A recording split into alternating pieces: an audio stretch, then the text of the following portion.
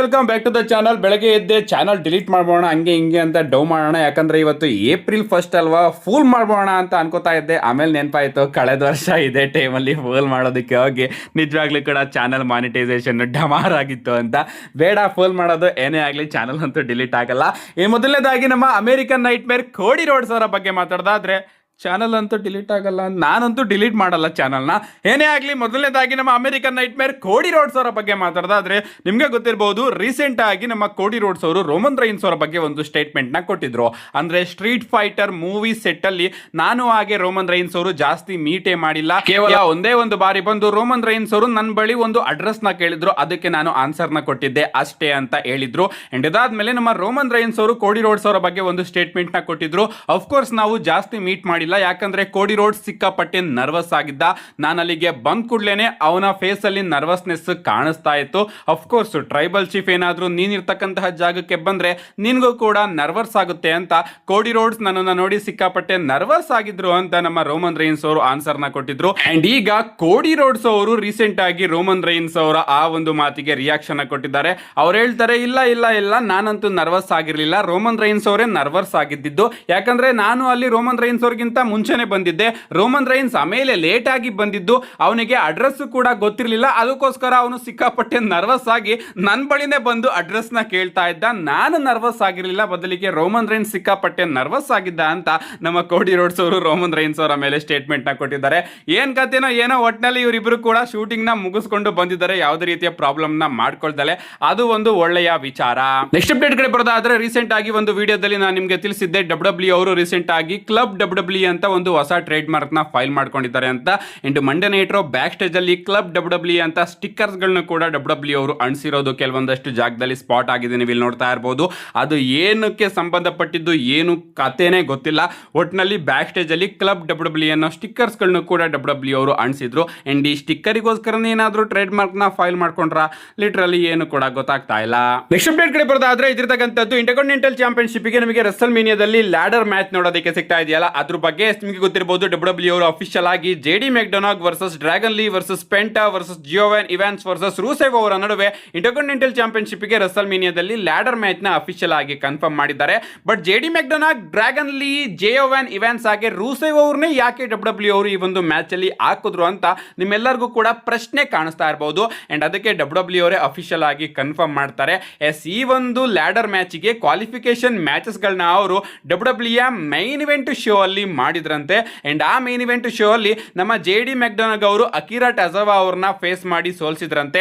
ನಮ್ಮ ಡ್ರ್ಯಾಗನ್ ಲೀ ಅವರು ಗ್ರೇಸನ್ ವಾಲರ್ ಅವ್ರನ್ನ ಸೋಲಿಸಿದ್ರಂತೆ. ಜಿಯೋವ್ಯಾನ್ ಇವಾನ್ಸ್ ಅವರು ರಾಯೋ ಅಮೆರಿಕಾನ ಅವ್ರನ್ನ ಸೋಲಿಸಿದ್ರೆ, ನಮ್ಮ ರೂಸೆವ್ ಅವರು ಓಟಿಸ್ ಅವ್ರನ್ನ ಸೋಲಿಸಿ ಈ ಒಂದು ಮ್ಯಾಚ್ ಗೆ ಕ್ವಾಲಿಫೈ ಆಗಿದ್ರಂತೆ. ಅನ್ಫಾರ್ಚುನೇಟ್ ಆಗಿ ಆ ಒಂದು ಮೈನ್ ಇವೆಂಟ್ ಶೋನ ನಾವು ಯಾರು ಕೂಡ ನೋಡಿಲ್ಲ, ಅದಕ್ಕೋಸ್ಕರ ನಮಗೆ ಇದ್ರ ಬಗ್ಗೆನೇ ಆ ಕಾಂಟೆಕ್ಸ್ಟೇ ಗೊತ್ತಿಲ್ಲ ಅಂತಾನೆ ಹೇಳ್ಬೇಕು. ಅಂಡ್ ಕಮೆಂಟ್ರಿ ಟೀಮ್ ಅಲ್ಲಿ ನಮ್ಮ ಮೈಕಲ್ ಕೋಲ್ ಅವರು ಅಫಿಷಿಯಲ್ ಆಗಿ ಇವರೆಲ್ಲರೂ ಕೂಡ ಒಂದು ಕ್ವಾಲಿಫಿಕೇಶನ್ ಮ್ಯಾಚ್ ಅಲ್ಲಿ ಗೆದ್ದು ಕ್ವಾಲಿಫೈ ಆಗಿ ಈ ಒಂದು ಲ್ಯಾಡರ್ ಮ್ಯಾಚ್ ಅಲ್ಲಿ ಇದ್ದಾರೆ ಅಂತ ನೆನ್ನೆ ಮಂಡೇ ನೈಟ್ ರಾಲೇನೆ ಕನ್ಫರ್ಮ್ ಆಗಿ ತಿಳಿಸ್ತಾರೆ. ಗೊತ್ತಿಲ್ಲ ಅಂತ ಅನ್ಕೊಂಡಿದ್ದೀನಿ, ಅದಕ್ಕೋಸ್ಕರ ಈ ಒಂದು ವಿಚಾರನ ಈಗ ರಿವೀಲ್ ಮಾಡ್ತಾ ಇದ್ದೀನಿ. ನಮ್ಮ ನೆಕ್ಸ್ಟ್ ಅಪ್ಡೇಟ್ ಕಡೆ ಬರೋದಾದ್ರೆ, ಇದಿರ್ತಕ್ಕಂಥದ್ದು ನಮ್ಮ ಕೋಡಿ ರೋಡ್ಸ್ ಹಾಗೆ ಅವರ ವೈಫ್ ಬ್ರಾಂಡಿ ರೋಡ್ಸ್ ಅವರ ಬಗ್ಗೆ.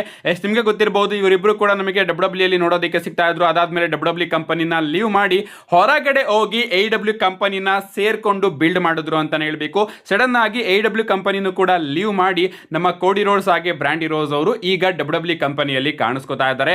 ರೀಸೆಂಟ್ ಆಗಿ ನಮ್ಮ ಕೋಡಿ ರೋಡ್ಸ್ ಅವರು ಹೇಳ್ತಾರೆ, ಇಷ್ಟು ವರ್ಷ ಆದ್ರೂ ಕೂಡ ಯಾರು ಕೂಡ ನಾನು ಹಾಗೆ ನನ್ನ ವೈಫು ಯಾಕೆ AEW ಕಂಪನಿಯಿಂದ ಹೊರಗಡೆ ಬಂದ್ವಿ ಅಂತ ಕ್ಲೋಸ್ ಆಗಿ ಕೂಡ ಸ್ಪೆಕ್ಯುಲೇಟ್ ಮಾಡ್ತಾ ಇಲ್ಲ.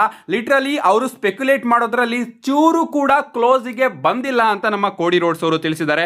ಇಷ್ಟು ವರ್ಷ ಸ್ವಲ್ಪ ಜನ ಸ್ಪೆಕ್ಯುಲೇಟ್ ಮಾಡ್ತಾ ಇದ್ರು, ಪ್ರಾಬಬ್ಲಿ AEW ಕಂಪನಿಯಲ್ಲಿ ಕೆಲವೊಂದಷ್ಟು ಜಗಳ ಮಾಡ್ಕೊಂಡು ಬಂದಿರಬಹುದು, ಅಥವಾ ದುಡ್ಡು ಕಮ್ಮಿಯಾಗಿ ಬಂದಿರಬಹುದು, ಅಥವಾ ಅವರಿಗೆ ಡಬ್ಲ್ಯೂ ಕಂಪನಿಗೆ ಹೋಗ್ಬೇಕು ಅನ್ನೋ ಆಸೆಯಿಂದ ಬಂದಿರಬಹುದು, ಅಥವಾ ಏನನ್ನ ಮಾಡಬೇಕಿತ್ತೋ ಹೊರಗಡೆ ಬಂದು ಅದನ್ನ ಕೋಡಿ ರೋಡ್ಸ್ ಅವರು ಮಾಡಿದೀನಿ ಅಂತ ಅವರಿಗೆ ಅನ್ಸಿರ್ಬಹುದು, ಅದಕ್ಕೋಸ್ಕರ ಅವರು ಮತ್ತೊಮ್ಮೆ ಕಂಪನಿಗೆ ಬಂದಿರಬಹುದು ಅಂತ ಎಲ್ಲ ಸ್ಪೆಕ್ಯುಲೇಷನ್ಸ್ಗಳು ಕೂಡ ತಪ್ಪಂತೆ.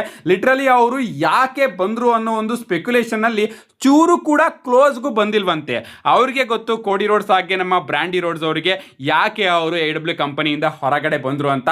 ಐ ಥಿಂಕ್ ಫ್ಯೂಚರ್ ಅಲ್ಲಿ ನಮ್ಮ ಕೋಡಿ ರೋಡ್ಸ್ ಅವರು ಏನಾದರೂ ಇದ್ರ ಬಗ್ಗೆ ಮಾತಾಡಿ ಅದನ್ನ ರಿವೀಲ್ ಮಾಡಿದ್ರೆ ನಾನಂತೂ ಕೇಳೋದಕ್ಕೆ ಸಿಕ್ಕಾಪಟ್ಟೆ ಇಂಟ್ರೆಸ್ಟಿಂಗ್ ಆಗಿದ್ದೀನಿ. ಯಾಕಂದ್ರೆ ಅವರೇ ಬಿಲ್ಡ್ ಮಾಡಿದಂತಹ ಕಂಪನಿನ ಬಿಟ್ಟು ತನ್ನ ಅಪೋಸಿಟ್ ಕಂಪನಿಗೆ ಬರೋದು ಅಂದ್ರೆ ಅದು ನಿಜವಾಗ್ಲೂ ಕೂಡ ಚಿಕ್ಕ ವಿಚಾರ ಅಲ್ಲ. ನೆಕ್ಸ್ಟ್ ಫೈನಲ್ ಅಪ್ಡೇಟ್ ಕಡೆ ಬರೋದಾದ್ರೆ ಇದಿರ್ತಕ್ಕಂಥದ್ದು ಬ್ರಾಕ್ ಲೆಸ್ನರ್ ಹಾಗೆ ಒಬಾಫೆಮಿ ಅವರ ಮ್ಯಾಚ್ ಬಗ್ಗೆ. ಲಿಟ್ರಲಿ ನೆನ್ನೆ ಮಂಡೇ ನೈಟ್ ಅಲ್ಲಿ ನನಗಂತೂ ನೀವೇನೇ ಹೇಳಿ ಈ ಒಂದು ಸೆಗ್ಮೆಂಟ್ ಮಾತ್ರ ಮೇನ್ ಇವೆಂಟ್ ಗಿಂತನೂ ಕೂಡ ಜಾಸ್ತಿ ಇಷ್ಟ ಆಯಿತು. ನೀವು ನನ್ನ ರಿವ್ಯೂ ವಿಡಿಯೋನ ಗಮನಿಸಿದ್ರೆ ಮೇನ್ ಇವೆಂಟ್ ಗಿಂತನೂ ಕೂಡ ಜಾಸ್ತಿ ನಾನು ಈ ಒಂದು ಸೆಗ್ಮೆಂಟ್ ಬಗ್ಗೆ ಮಾತಾಡಿದ್ದೀನಿ. ಅದರಲ್ಲೂ ಕೂಡ ನಮ್ಮ ಟ್ರಿಪಲ್ ಎಚ್ ಅವರು ಬಂದಾಗ ಫ್ಯಾನ್ಸು ಬೂ ಮಾಡ್ತಾರೆ. ನಮ್ಮ ಟ್ರಿಪಲ್ ಎಚ್ ಹಾಗೆ ಬ್ರಾಕ್ ಲೆಸ್ನರ್ ಅವರ ಫೇಸ್ ಆಫ್ ಕೂಡ ನನಗೆ ಸಿಕ್ಕಾಪಟ್ಟೆ ಇಷ್ಟ ಆಯಿತು ಅಂತಾನೆ ಹೇಳ್ಬೇಕು.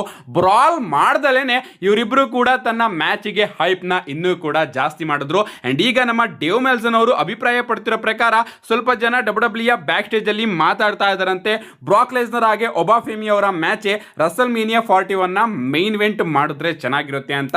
100% ನಮ್ಮ ವಿನ್ಸ್ ಮಿಕ್ಮಿನ್ ಅವರೇನಾದ್ರೂ ಇದ್ದಿದ್ರೆ ಈ ಒಂದು ಮ್ಯಾಚ್ ನ ಖಂಡಿತವಾಗ್ಲೂ ಕೂಡ ರಸಲ್ ಮೀನಿಯಾ 41 ನ ಮೇನ್ ಇವೆಂಟ್ ಅಲ್ಲಿ ಇಟ್ಟೇ ಇರೋರು, ಅದಂತೂ ಡೌಟೇ ಇಲ್ಲ. ಬಟ್ ನಮ್ಮ ಟ್ರಿಪಲ್ ಎಚ್ ಅವರು ಈ ರೀತಿ ಕೆಲಸನ ಮಾಡ್ತಾರ ಅಂತ ನಾವು ಕಾದ್ ನೋಡ್ಬೇಕು. ಏನೇ ಆಗ್ಲಿ ನಮ್ಮ ಡೇವ್ ಮೆಲ್ಸನ್ ಅವರ ಪ್ರಕಾರ ಬ್ಯಾಕ್ ಸ್ಟೇಜ್ ಅಲ್ಲಿ ಮಾತುಕತೆಗಳು ಪ್ರಾರಂಭ ಆಗಿದೆಯಂತೆ.